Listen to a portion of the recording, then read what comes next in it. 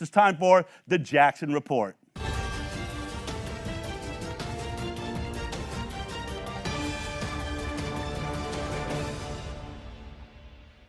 Boy, I love it when they quote scientific evidence, and we have scientific evidence to make our point. So what's going on with science in the world today, Jeffrey? Yeah, just like that, Texas joins 15 other states without mask mandates. And a lot more science is starting to come out beyond what we already knew about the mask. So we have the psychological issues it was causing children. We obviously have the air intake issues and breathing your own Right, I cover the air exhalation. intake of my own kid, and obviously Absolutely. studies that show massive depression, learning deficits in children, wearing masks, inability to sleep, all of those things we reported on. But we have Right. new information now? We do. Let's talk nanoparticles. So this was a study that came out in January, the 1st of January, and it's titled Need for Assessing the Inhalation of Micro Nanoplastic Debris Shed from Masks, Respirators, and Homemade Face Coverings During the COVID-19 Pandemic.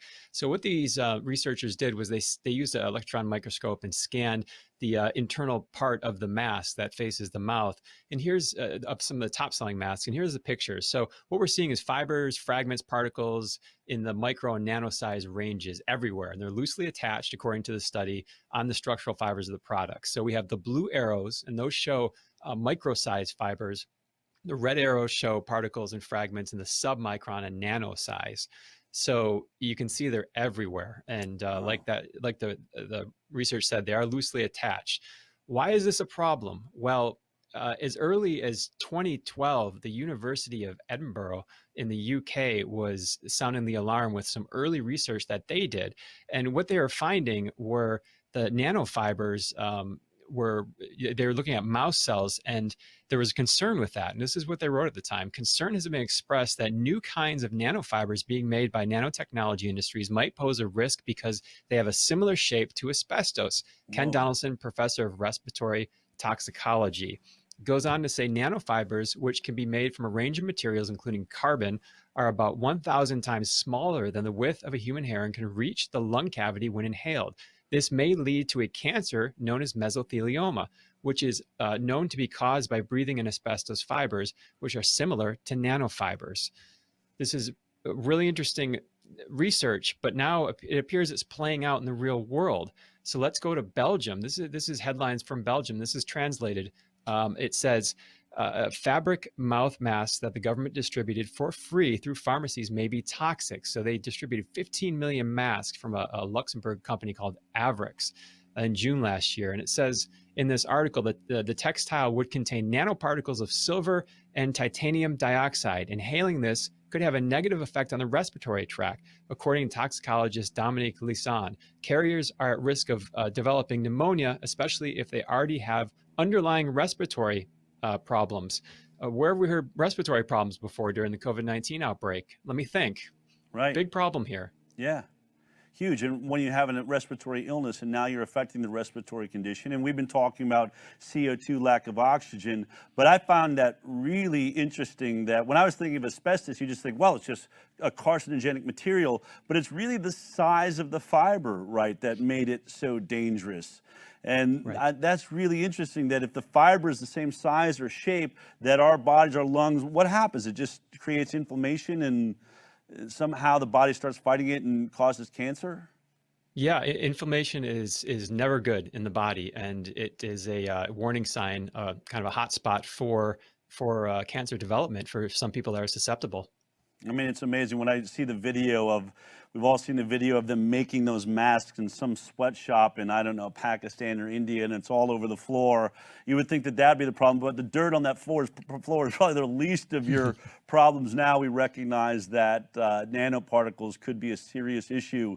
What next? I mean, I don't know how many things people need to see to say, you know what, I'm going to go ahead with Abbott and, you know, go ahead and take this mask off and follow DeSantis and all the, I guess he said 15 other states now don't have Yeah. mask mandates. That's fantastic. It's great news. Yeah.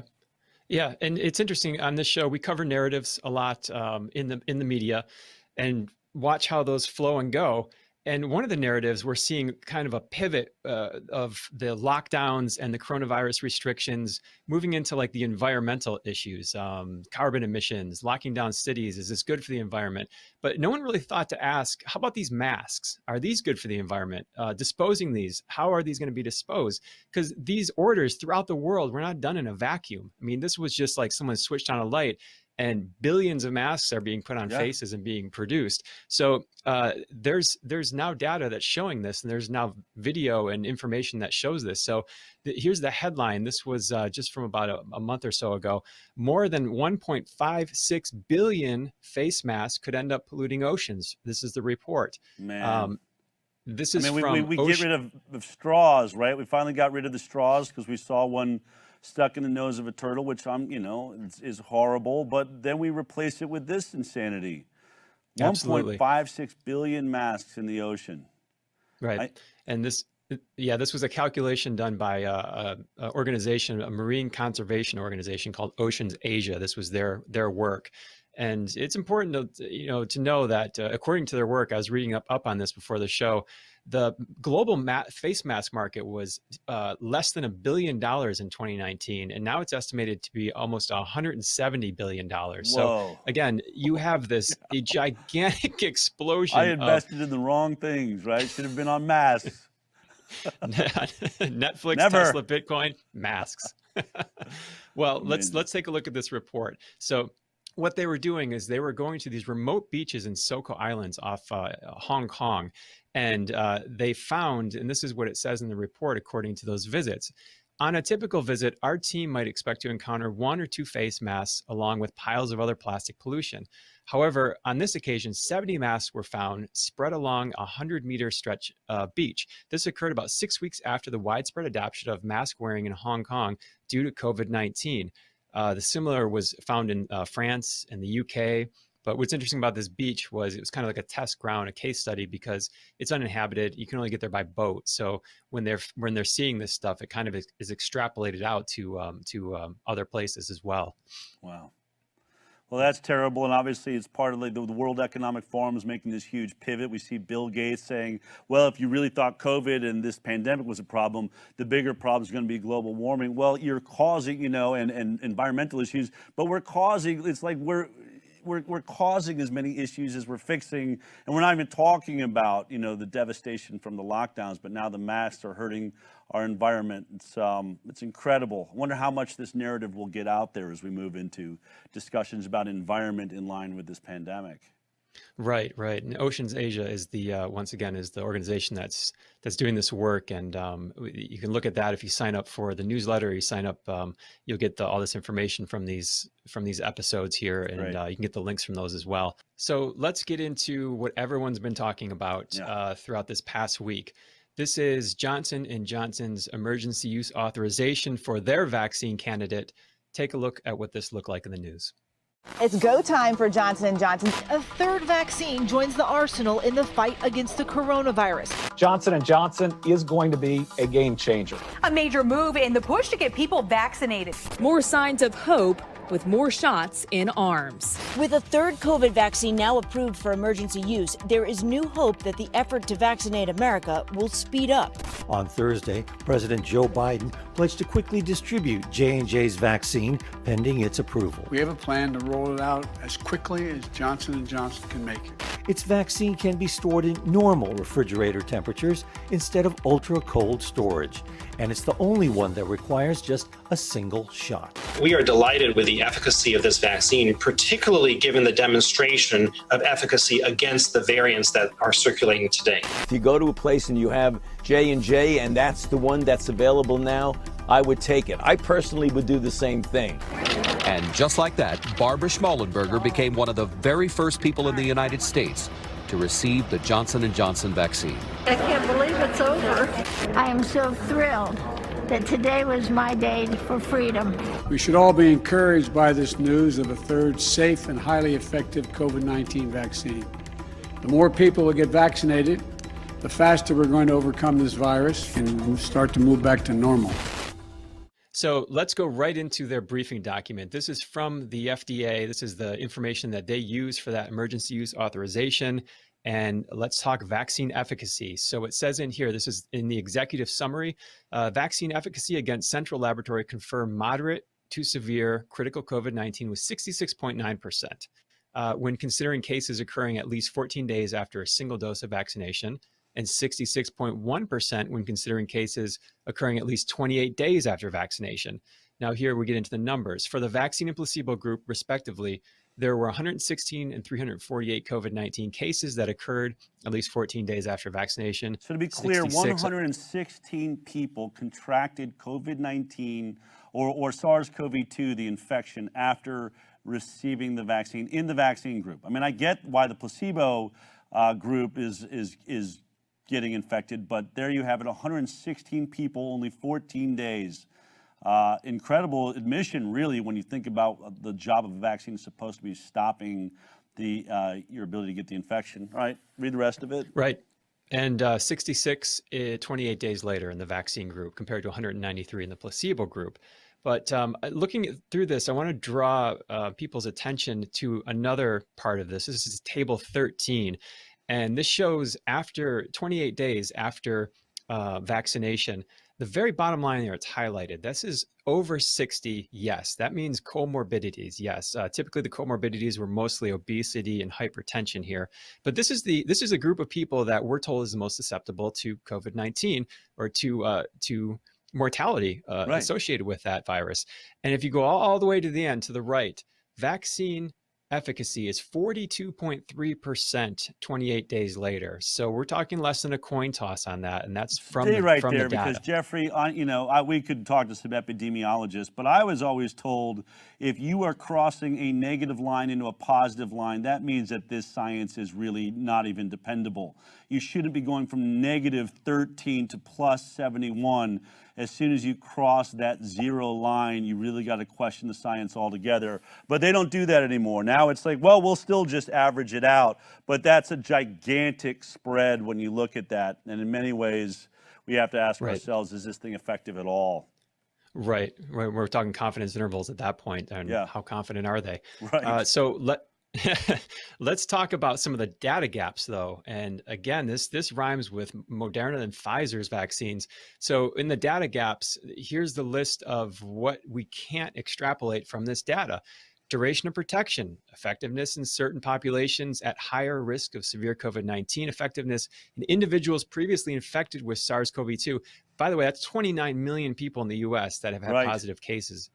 Effectiveness in pediatric populations, vaccine effectiveness against asymptomatic infection, vaccine effectiveness against long-term effects of COVID-19, vaccine effectiveness against mortality. And here we go, the effectiveness against transmission of SARS-CoV-2. So we don't know if this thing stops transmission. Well, no doubt. Well, we know that it doesn't stop the infection because right away at 14 days, we pointed out, what do you have, like 150 something, and then 65 are still being infected at 28 days, meaning this vaccine is not stopping the infection. If it can't stop the infection, it would stand to reason it's not going to stop transmission. But nobody seems to care, no matter how many times we point that out with Moderna and Pfizer. And of course, you have a lower efficacy rate even on this Johnson & Johnson. But the whole thing is it's one shot, right? I think people will put up with that sort of drop in the effectiveness if they can get it down to one shot. Because I don't know if you saw this. Did you see Ben Stein, the famous Ben Stein, when he was talking about having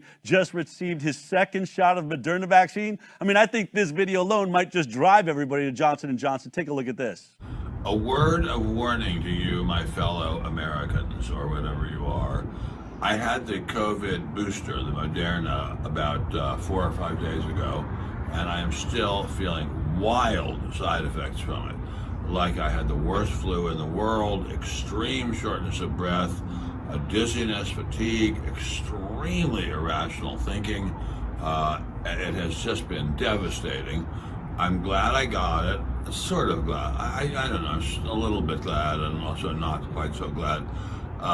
But it has just got to be told to the people, us people, we people, us people, that this booster is a killer. I mean, it's not going to kill you literally, but it is very, very strong. Beware. I can imagine execs, around Moderna saying, what's going on? That is not what we paid Ben Stein to say. A what? He didn't Right. accept our money? He doesn't need our money? Oh, snap. He was that close to being censored forevermore by saying it was a killer. He said, "Oh, I got to correct that because Twitter's going to take me off." It was for a good." killer. By the way, I mean, Bears numbers are probably up too, right? When we're up above 1,000 now. Here it is, the actual VAERS numbers: 1,095 reported deaths as of this week from COVID-19. Now, obviously, that needs to be investigated. We're not saying that those are actual deaths, but they are reports. And as we've said before, VAERS has proven to be underreported, as is proven by that study by Harvard Medical School that said that VAERS is capturing less than 1% of the total amount of injuries. Whether that's 1%, 10%, 1,000 people, you know, is too many. And if it's more than that, God help us all. But let's get back, let's stay with Johnson & Johnson. I just wanted to throw that in there because I think you're going to see the idea that if I'm going to get sick, I only want to do it once. That second shot sounds like a doozy. We've talked about those headlines, but really the effectiveness is down and we still don't know about safety. You know, what are the long-term effects? If it's not stopping infection, it's not stopping transmission, what about antibody-dependent enhancement? I mean, certainly that's got to be a similar issue to Moderna and Pfizer too. Right, and there are some risks and unknown data gaps with the safety. Very similar, similar wording, similar issues. And let's take a look at this. And I feel this is so important to go over because the media and even the CDC are so gung-ho about, especially vaccinating pregnant women. But this is what the data says.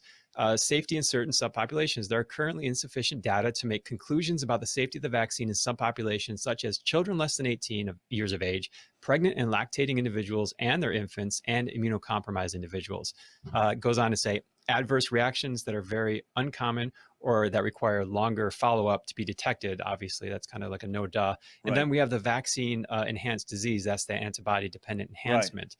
So unknown risk about that. It happened to be a risk for every animal and every animal. I just keep wanting to point this out because, you know, like I'll see guys like Peter Hotez saying, these guys just play whack-a-mole. They bring up these issues and make you try to prove a negative. You can't prove a negative, whatever it is. But this isn't something we're making up. Immune enhancement issues, we're not like pulling it out of thin air and saying, well, I mean, you know, what about leprosy? I remember we saw that with Stanley Plotkin. You're going to ask me if it causes leprosy? No. I'm going to ask you if it's causing the problem we saw in every animal trial you tried these things on. Did you overcome that issue that got animals killed in the animal trials? Because, by the way, killing human beings, not such a good idea. But nobody seems to want to talk about it. Just la, la, la, la, la, la, la, la, la, we're not looking, don't care. Right. You mentioned Stanley Plotkin there. Very important. If anybody has not seen that, please go back to see his deposition, especially when he talked about the aborted fetal tissue that he used in the vaccination, because that is now another topic that's coming up with specifically this Johnson & Johnson vaccine. This is out of New Orleans. The Archdiocese there has released a paper. It says New Orleans Archdiocese asks Catholics to avoid Johnson & Johnson COVID vaccine. So they released a statement regarding the shot on February 26th, as soon when the authorization happened. And there's two quotes here. I'm going to read both of those because there's a point to this. It says, the Archdiocese of New Orleans, in light of guidance from the Vatican, the United States Conference of Catholic Bishops, and the National Catholic Bioethics Center, affirm that though there was some lab testing that utilized the abortion-derived cell line, the two vaccines currently available from Pfizer and Moderna do not rely on cell lines from abortions in the manufacturing process, and therefore can be morally acceptable for Catholics, as the connection to abortion is extremely remote.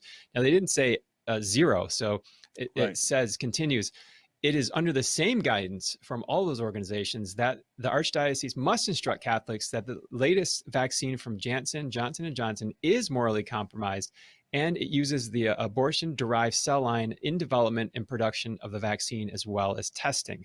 So what we have here is Pfizer and Moderna used a cell line called HEK293, but that was just in the confirmation phases, in the early phases. Yeah, because we looked into this. I remember there's a lot of people reporting. We want to make sure that nobody puts out misinformation, though we're accused of it. We make sure that everything you see here is proven by science, and so we looked into that. Moderna and Pfizer did use aborted cell lines, but only in the testing on those cell lines. Those cell lines did not make it in the product, and and therefore you, with Moderna and Pfizer at least, you have a myriad other problems we brought up, but one of your problems is not that you're injecting DNA from a dead baby into yourself or your children. We've talked about the science of the potential to mutate your stem cells if those fragments are the right size. But in this case, with this vaccine, then we asked you to look into it. Is this true? Are they right about the fact that this DNA can make it into the vaccine?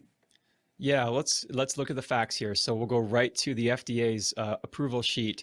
And it says in this sheet, the AD, that's adenovirus, 26 vector expressed in the SARS-CoV-2 S protein is grown in PER .C6 TETR cell line in media containing amino acids and no animal-derived proteins. After propagation, the vaccine is processed through several purification steps formulated with inactive ingredients and filled into vials. So that PERC6 is from an abortion in 1985. It uses retinal tissue from that cell line to grow the adenovirus. And now when we go to what's interesting to point out too, I think, when you say that, is we've moved out of those supposed 2 abortions back in the 1960s that they keep saying, well, it was just 2 babies aborted in the 1960s. Now you're seeing that there's more abortions happening. We've talked about the fact that China is doing water birth abortions to develop new cell lines.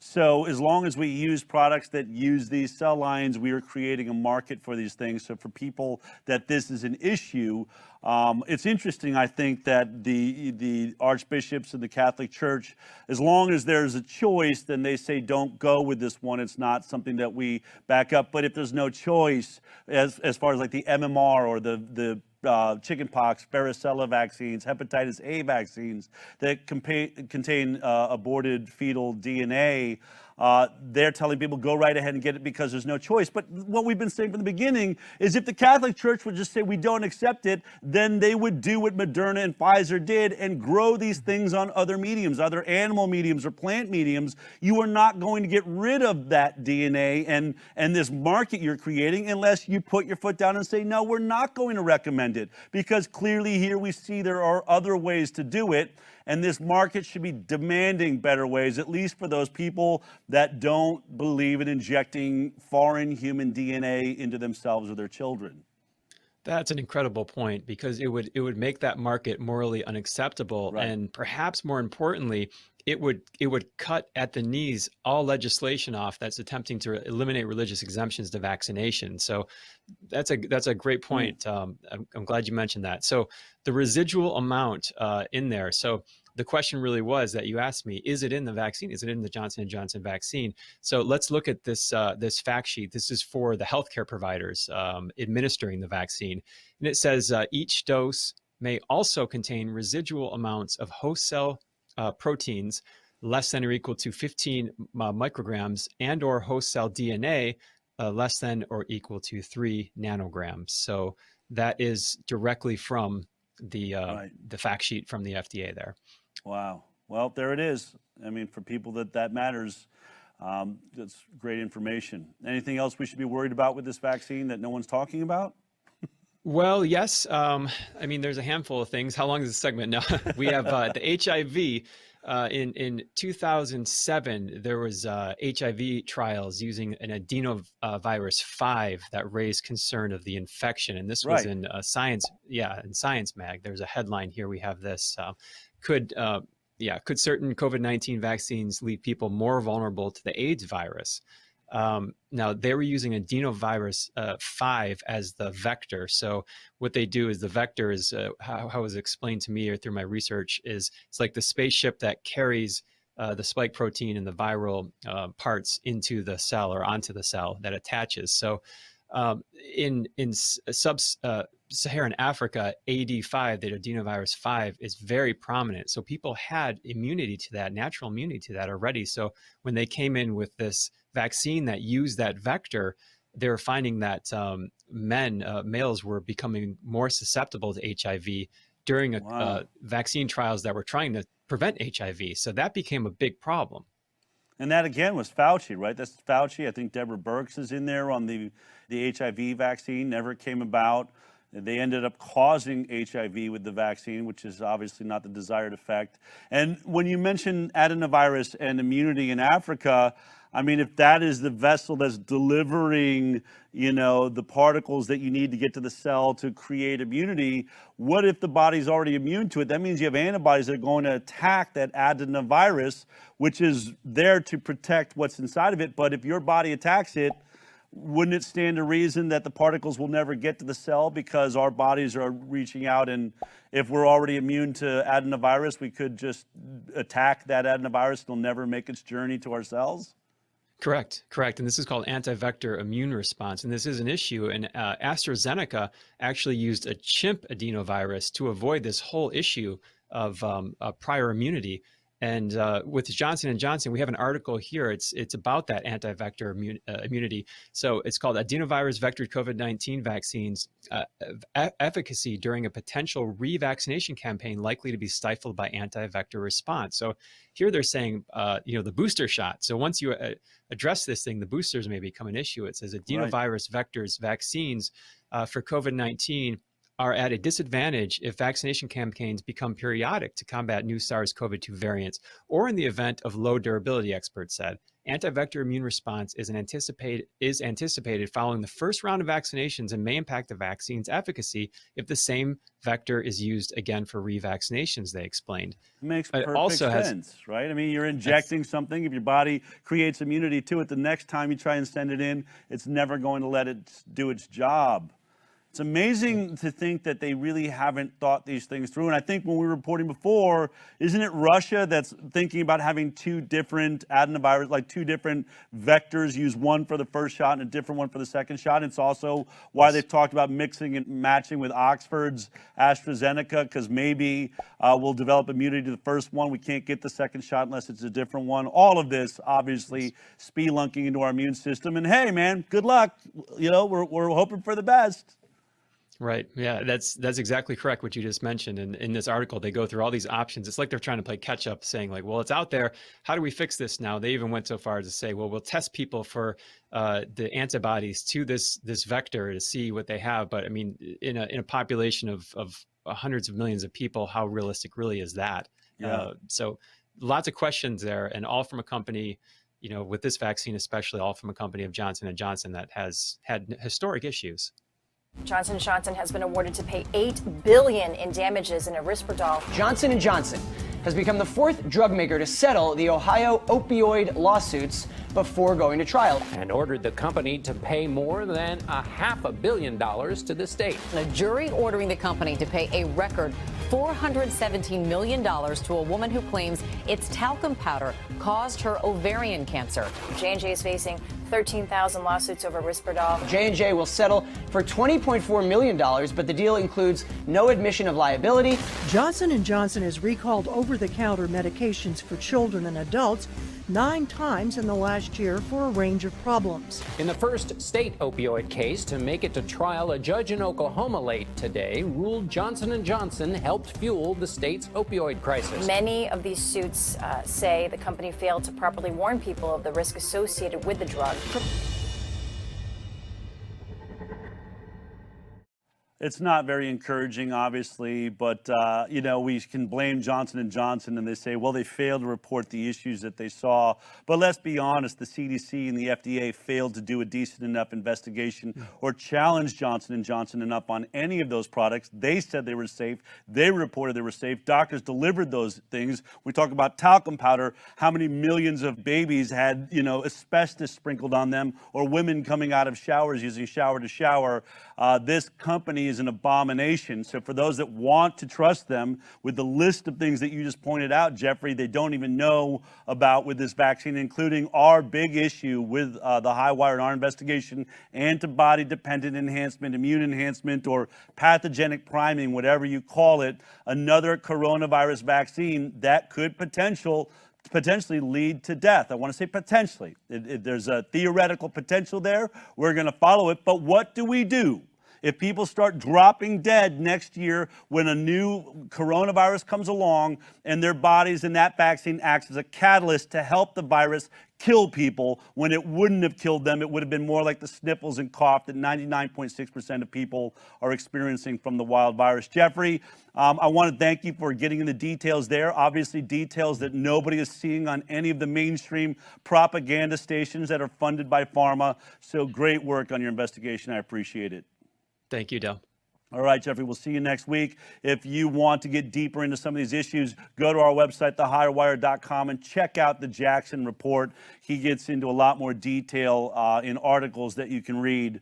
A really great resource there. And remember, this show has the greatest resource any news agency has ever provided, which is proof in your hands. Not in my lips, not on some screen you can't do anything about. If you want these studies, if you want that Johnson & Johnson trial in your hands to read to your friends and say, look, they don't even know if it stops the infection. They admit it right here. If you want to win your arguments that way, the best way to do that is just simply sign our newsletter. Go to thehighwire.com, put in your email, and right there, and every Monday you will receive every single piece of proof and fact and evidence that makes sure that we are not spreading misinformation, that we are detailing what is known scientifically.